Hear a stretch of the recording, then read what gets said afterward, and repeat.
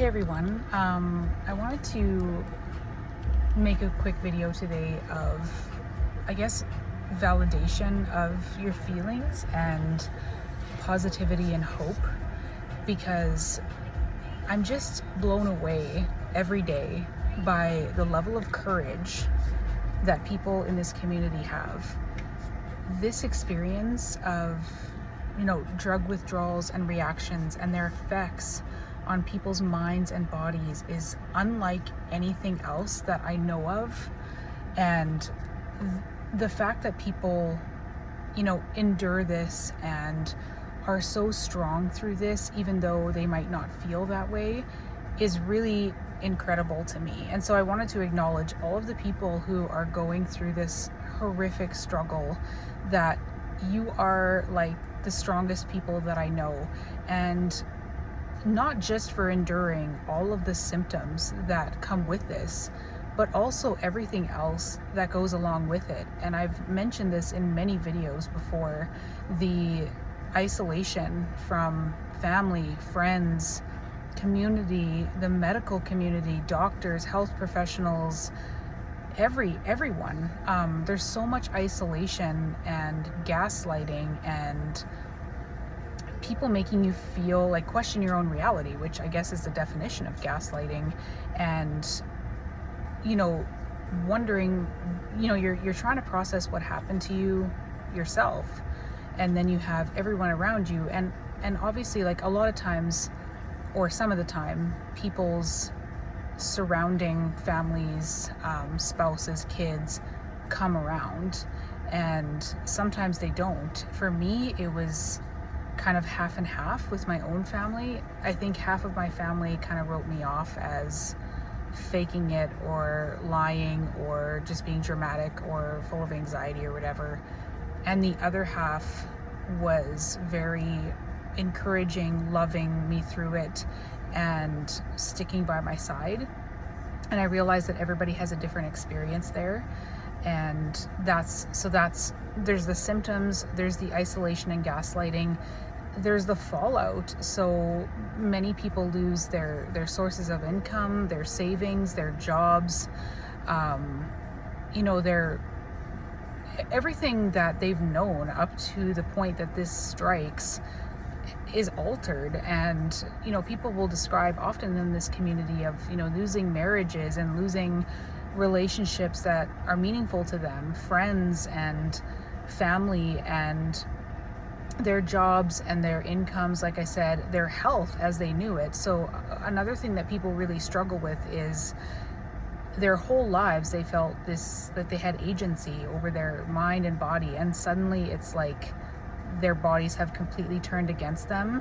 And if you have no experience in this area in any capacity prior to this, I think it can hit you even harder than maybe someone like myself. I mean, it hit me really hard, but I had navigated through autoimmunity and near-death experiences from my diabetes almost killing me. And that is, so I guess I learned at a young age that my body suddenly was against me and was attacking itself. And in a way I had processed that whole feeling of your body not really being, you not being really in control of your body.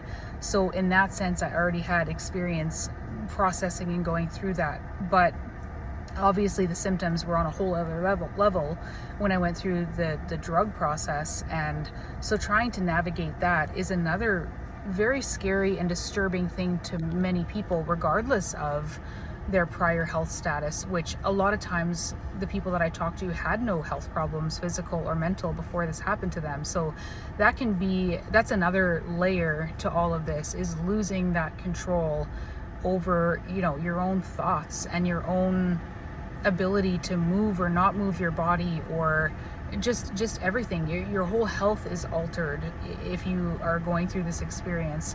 So that's another thing.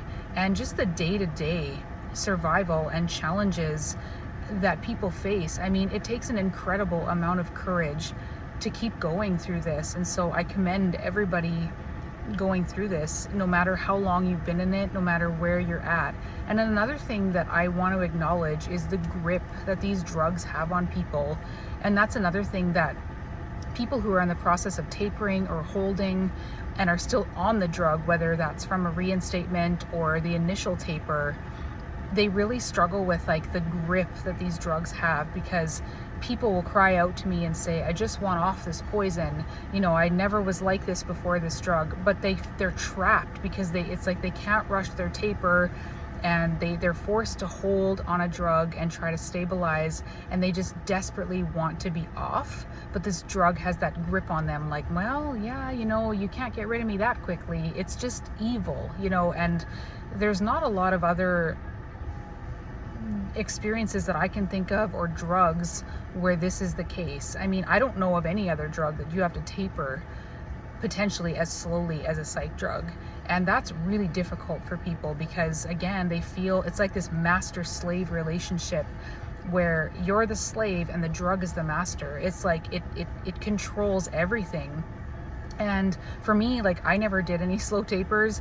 I was paradoxical to my benzo. I was clueless about tapering in my first withdrawal, and I was doctor led through that, which was only 4 weeks long after 7 years of use.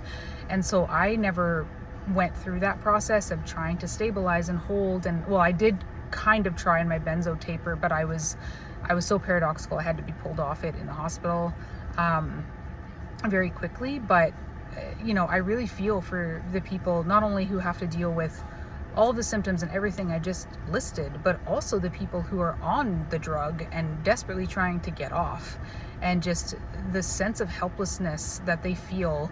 It's incredible to me, the human will to endure and fight. Like the level of fight that people in this community have is really admirable. And I get that people say, well, I have no choice but to fight. That doesn't diminish like the fact that you are fighting through this, and it's so incredibly difficult.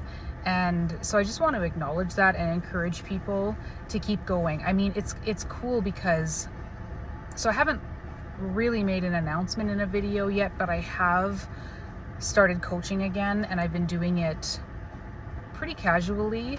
And so I talk to people so often, and not only through that, but I mean, I get a lot of reach out on my email and social media, and I have to be cognizant of how much back and forth conversation I'm getting in there, because it can overwhelm me and take up so much of my time that I have to be careful. But that's besides the point. The point I'm making is seeing people and getting messages from people that I've known for months, years, just a short amount of time, saying that they're improving, or they've turned a corner, or they're in a window, or they had a revelation about something or some aspect of their recovery journey that really helped them, propelled them forward, gave them hope.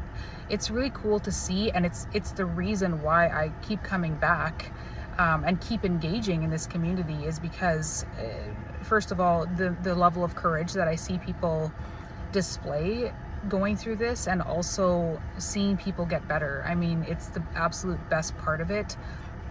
And yeah, I guess that was the whole point of this video, was just to acknowledge the courage and to encourage you to keep going and to keep fighting, and and also to hear from people who are getting better, and to share that message in my videos, that I am hearing more and more from people, how they're turning corners, or seeing improvements, or getting windows, or whatever the experience, whatever form the improvement is coming in. So anyway, that's my thoughts for today on this Sunday. I hope you guys are doing okay and staying cool if it's really hot where you are, like it is here.